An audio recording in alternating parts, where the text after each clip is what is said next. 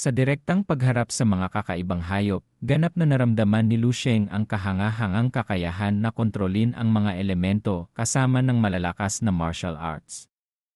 Katumbas ito ng pag-atake na may mga espesyal na epekto. Ang kapangyarihan ng pagpatay kumpara sa mga ordinaryong martial artist na walang talento ay ilang beses na mas malakas. Ito ay isang mapanganib na sandata. Hindi ka taka-taka kung bakit kahit sa hinaharap na martial arts ng 1-0,000 taon, ang martial artist na may talento sa elemental control ay ginto.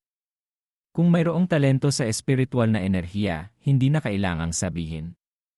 Nagpapatawa ka ba sa akin? Ang mga sundalo na nakatayo sa tuktok ng battle fortress na ginawa nila ay matagal nang nawalan ng pakiramdam. Ang eksena sa kanilang harapan ay ginawa silang tanga. Sa kanilang mata, sumasalamin ang imahe ng malalayong battlefield. Ang katawan ng binatang parang dragon, na may hawak na sibat at may mga kutsilyo na umiikot sa paligid niya. Tumataas ang yelo at apoy sa paligid niya. Ang lupa ay gumugulong sa ilalim ng kanyang paa. Ang isang paglubog ng araw sa likod niya ay dahan-dahang lumulubog sa kanluran. Ang malalaking kumpol ng mga kakaibang hayop ay parang dayami na nahuhulog. Nagmamadali ang binata sa mga kakaibang hayop na binibigyan ang bawat isa ng nakamamatay na suntok. Ang mga sundalo ay nagulat at walang kapantay na nagulat. Hindi nila alam kung anong wika ang gagamitin para ilarawan ang kanilang damdamin sa ngayon.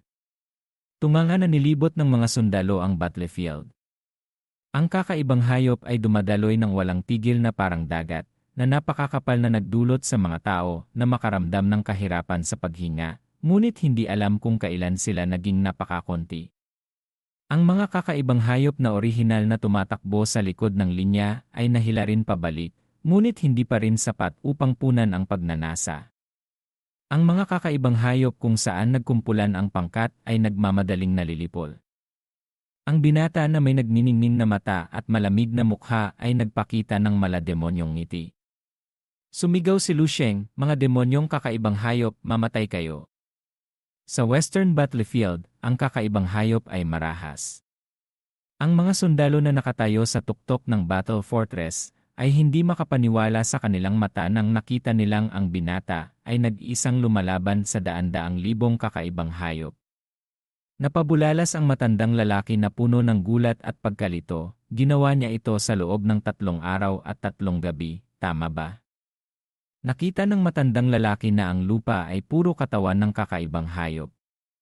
Ang tanawin ay ganap na kakaiba sa hitsura nito bago lumitaw si Lu Sheng. Patuloy niyang sinabi sa malaking lalaki na may hawak na machine gun sa tabi, "Parang kakaunti na ang mga kakaibang hayop, tama ba?" Natigilan ang malaking lalaki sa battle fortress. Halos ipinapalagay niya na naghahalusinate siya o napatakbo na siya sa ibang linya. Nauutal siya, ang general na yon. Ang tanawin na ito ay nagpapaalala sa mga sundalo ng mga gamugamo na lumilipad sa apoy, at si Lu Sheng ang apoy na sumisira sa lahat. Siya ang araw. Si Lu Sheng na may sibat at nakikipaglaban ng nag-iisa ay dumiretso sa mga kakaibang hayop. Binuksan ni Lu Sheng ang walang kapantay na estado at pinatay ang mga kakaibang hayop mula sa pagtaas ng araw hanggang sa paglubog nito. At pagkatapos ay pinatay ang mga kakaibang hayop hanggang sa mapuno ang langit ng mga bituin. Sa tabi ni Lu Sheng, kakaunti na ang mga kakaibang hayop na halos kailangan na niyang aktibong hanapin ang mga ito. Pagkatapos ay natanto niya na sinira na niya ang kakaibang grupo. Tiningnan ni Lu Sheng ang langit. Sa ilalim ng mga bituin, ang lahat ng dako ay puro katawan ng kakaibang hayop. Ang sariwang dugo ay nagtipon sa mga ilog. Ang ilang dugo ay matagal nang namuo. Nakalimbag ang mga bloke sa lupa na sumasalamin ng malaking lugar ng kadiliman. Sa malayo, ang kakaibang hayop ay patuloy na lumalabas mula sa cave, ngunit ang bilang ay mas kaunti kaysa sa araw. Kung gusto nilang magtipon sa parehong sukat tulad ng sa araw, kakailanganin nila ng hindi bababa sa 1 araw o mas matagal pa. Kumalma si Lu Sheng at agad na naramdaman ang pagkapagod na nagmumula sa kanyang katawan. Palihim niyang dinilaan ang kanyang dila dahil kahit ang kanyang hindi pangkaraniwang katawan ay nakaramdam ng pagkapagod. Kaya maiisip niya kung gaano siya kabaliw sa labanan na ito. Tiningnan ni Lu Sheng ang kanyang katawan. Anak ng, kahit ang Blood Core Grandmaster sa aking dibdib ay bumaba ng isang baitang. Kung mayroon akong sapat na magkakaibang katas, ang aking immortal golden body ay tataas. Sa kasamaang palad, kahit na maraming katawan ng kakaibang hayop dito, wala kahit isang patak ng magkakaibang katas. Ang lahat ay maganda sa battlefield, maliban sa kakulangan ng mga mapagkukunan. Kung mayroong sapat na mapagkukunan at ang presyon ng pagpapasigla, tiyak na tataas ang aking lakas. Ngunit hindi nangangahulugan na wala akong natamo. Nagniningning ang mata ni Lu Sheng na nararamdaman ang pagbabago ng kanyang sarili. Sa labanan na ito, nilampasan niya ang ilang hadlang na para bang pumasok siya sa walang kapantay na estado. Nagagawa ng gamitin ni Lu Sheng ang 4 na pundasyong Grandmaster na kalooban at 4 na iba't ibang elemental control na kakayahan ng sabay. Ang kanyang kapangyarihan ng paglaban ay muling umakyat sa isang bagong taas. Ito ang pinakamalakas na estado ng martial arts ni Lu Sheng maliban sa martial god state. Bukod dito, may hinala si Lu Sheng na pagkatapos niyang maunawaan ang walang kapantay na estado, ang kapangyarihan ng paglaban ng martial god state ay malamang na tumaas ng husto. Ang perpektong Grandmaster na daan na bagong likha ko. Kailangan kong dahan-dahang perpektuhin at pagbutihin ito at hayaan itong lumapit sa tunay na martial god realm. May magandang kalooban si Lu Sheng. Biglang tumunog ang kanyang earphone. Pagkatapos ng pagkonekta, narinig niya ang boses ni Yufio mula sa loob. Lu Sheng, nasaan ka? Nag-isip sandali si Lu Sheng. Sa huli, hindi pa rin niya sinabi kay Yufio ang totoong sitwasyon. Sinabi lang niya, nasa isang battlefield ako. Medyo tensyonado ang sitwasyon. Naisip ni Lu Sheng sa kanyang sarili, ang ganda ng pagsasanay dito, at ako lang ang nagtatamasa ng linya. Hindi ko kayang iwanan ito. May nagniningning na mata, nagpakita ang binata ng malademonyong ngiti. Sir Yu, kailangan kong manatili rito ng ilang araw bago bumalik. Sa kabilang dulo ng linya, natahimik si Yufio sandali. Okay.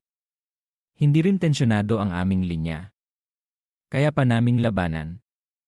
Mag-ingat ka. Narinig kong mayroong isang mahalagang linya sa kanluran na bumagsak at masakar ang mga kakaibang hayop. Huwag kang pumunta roon.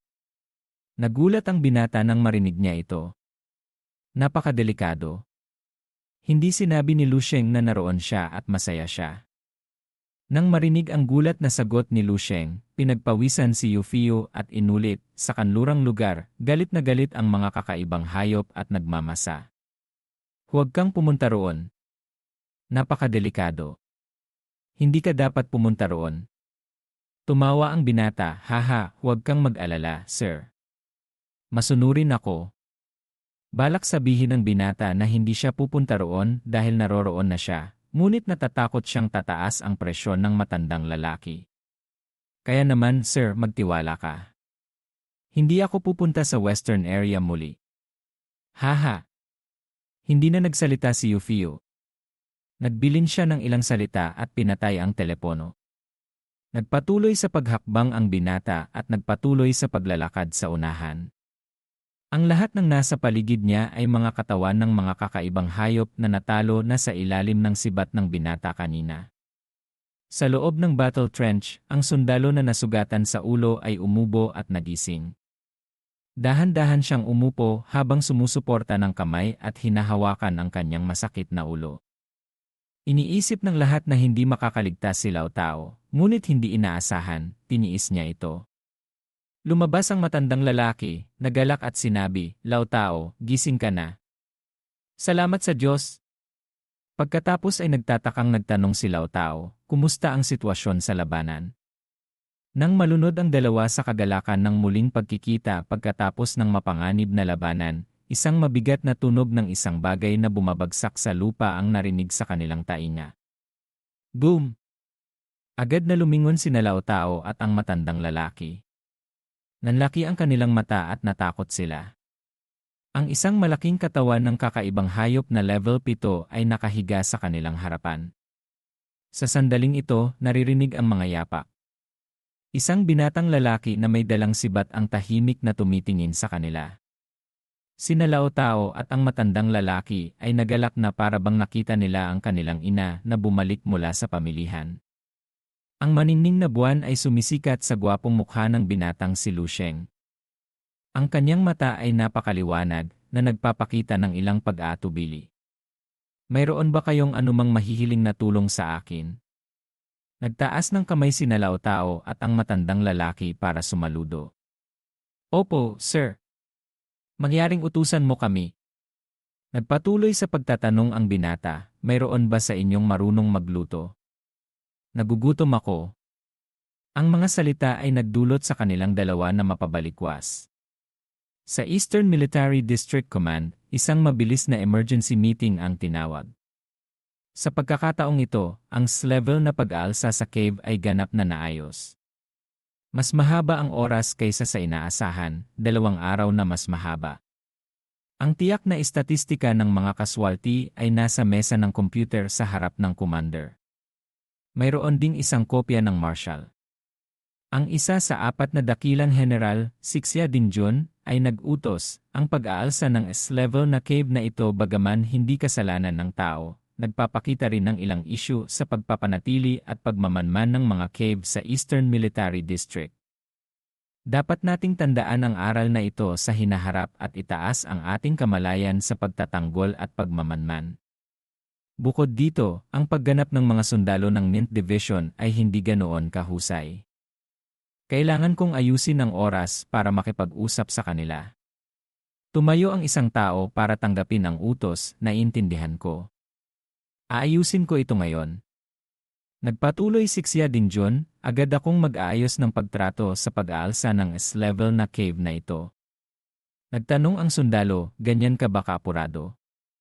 Tinaas ni Xia Dinjun ang kanyang mga kilay at malamig na nagtanong, nakalimutan mo na ba na mayroon pa tayong malaking problema na hindi pa nareresolba? Nagpawis ng malamig ang isa pang tao at sinagot, tama ka, General. Ang No-Walo Defense Line ay bumagsak. Ang 833 Rear Division na pinamumunuan ni Feng Boshi ay nagpadala lang ng kahilingan para sa reinforcements. Galit na ibinagsak ni Xia Dinjun ang kanyang kamay sa mesa. Agad na imbestigahan para sa akin ang kasalukuyang sitwasyon ng No-Walo Defense Line. Opo. Ang sundalo na nag-uulat sa mapa ng pamamahagi ng linya ay bahagyang tumutok sa posisyon ng No-Walo Defense Line. Mabilis na ipinakita ng satellite system ang real-time na eksena sa No-Walo Defense Line. Tinitigan ni Xia Dinjun ang screen nang walang pagbabago sa ekspresyon. Pagkatapos ng pagtingin sandali, malamig niyang sinabi, nasaan si Feng Boshi? Naramdaman ng sundalo na nag-uulat ang lamig sa boses ni Xia Dinjun. Ibinaba niya ang kanyang boses at mabilis na sumagot, si Brigadier General Feng at ang kanyang mga sakop ay nagpapahinga. Naghihintay sila sa pagdating ng reinforcements at lalabas muli sa battlefield. Naghihintay ng kalokohan, malamig na sabi ni Xia Dinjun. Kahit na mayroong reinforcements, hindi ito ang kanyang turno para tanggapin ang mga ito. Ang No-Walo Defense Line ay hindi kahit nakabilang sa pangalawang mahahalagang zona. Paano naglakas loob si Feng Boshi na humingi ng reinforcements? Sabihin mo sa kanya, inuutusan ko siya na agad na magtungo sa battlefield para muling buuin ang linya. Sa madaling araw bukas, alinman sa naririnig ko sa kanya ang magagandang balita mula sa No-Walo Defense Line o naririnig ko ang balita ng kanyang sakripisyo. Opo. Ang sundalo na nag-uulat ay walang tigil na tumango. Balisa si Xia Dinjun kaya naglakad siya. Di nagtagal, nagtanong si Xia Dinjun tungkol sa sitwasyon ng ilang linya. Paminsan-minsan, kinokontrol niya ang satellite system para tingnan ang kasalukuyang sitwasyon sa mga linya. Ang mga ulat ng sundalo ay may napaka-coordinated na pag-uulat at mga sagot. Ang ilang mga imahe sa mga pulang linya ay lumitaw. Mukhang medyo nalulumbay ang mukha ni Xia Dinjun. Ang mga pag-aalsa sa cave na ito ay lumitaw ng eksakto sa lugar kung saan siya kumilos. Pagkatapos ng digmaang ito, halos 12 ang general sa ilalim niya na nagbuwis ng buhay. Dumurugo ang puso ni Xia Dingjun dahil hindi madaling sanayin ang ganitong uri ng elite talent na may 7th grade na lakas ng Grandmaster at military talent. Tinitigan ni Xia Dingjun ang mapa na puno ng pula. Napakalaki ng casualties sa pagkakataong ito. Tiningnan ang mga pulang lugar na ito na mga lugar ng kagipitan. Mga pag-aalsa sa cave na yan. Nagulat si Xia Dingjun nang makita niya ang isang bagay. Nang madaanan ni Xia Dingjun ang kaliwang ibabang sulok ng mapa, lumitaw ang isang asul na bilog na medyo malaki at nakapagpapanatag sa mga tao. Sa sandaling ito, nakaramdam siya ng kapayapaan. Bahagyang maliwanag ang mata ni Xia Dingjun. Ang No 1182 Division Line na ito ay ang tanging linya na napakalakas. Sino ang kumukontrol sa 1182 Division? Naramdaman ang nabawasan na lamig sa mukha ni Xia Dingjun, sinabi ng sundalo na nag-uulat ng may masiglang espiritu at nakangiting nagsabi, si Brigadier General Yu Fiu.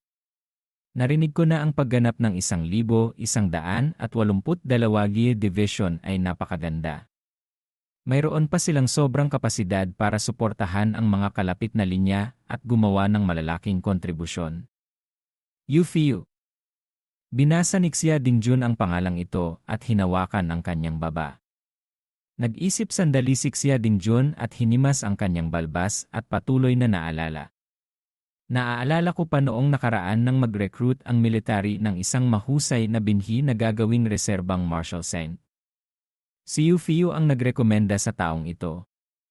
Anong pangalan niya? Pagkalipas ng ilang sandali, naalala rin ni Xia Dingjun, si Lu Sheng, tama. Ang pangalan niya ay Lu Sheng. Isa siyang teenager Grandmaster. Sa murang edad niya, may dugo na siya ng ilang Grandmaster, kahit na ang Ultimate Fist Yilin na kayang gahasain siya.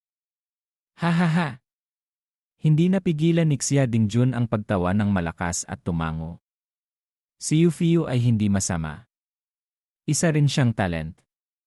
Sa pagtatapos ng insidenteng ito, hayaan mo siyang pumunta para hanapin ako.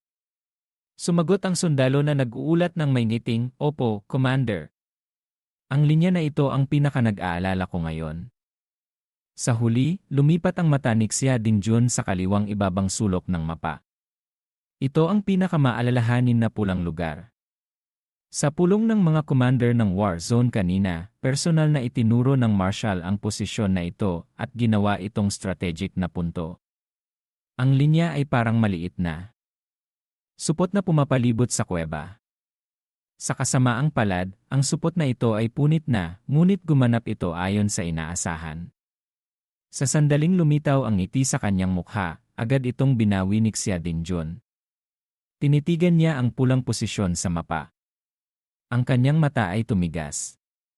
Sa malamig na boses, nag-utos siya, ilabas mo ang eksena para ipakita sa akin ang sitwasyon. Naramdaman ng sundalo na nag-uulat ang biglaang mapanupil na kapaligiran sa silid. Huminga siya at sumagot sa isang mahinang boses, Opo. Inilabas niya ang remote control at nagsagawa ng simpleng operasyon. Ang dalawang screen ay nagpakita ng mga salita. Ang impormasyon ay nababawi. Nandilalas at humanga si Xia Dingjun. Nasaan ang kakaibang hayop?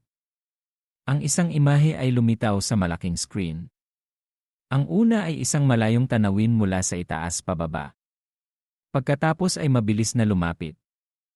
Sa imahe, ang mga pupil ni Xia Dingjun at ng sundalo ay mabilis na umikli. Ang kakaibang hayop na pamatay na inaasahan nila ay hindi lumitaw. Labis na nagtaka si Xia Dingjun. Hindi ba napunit na ang linya?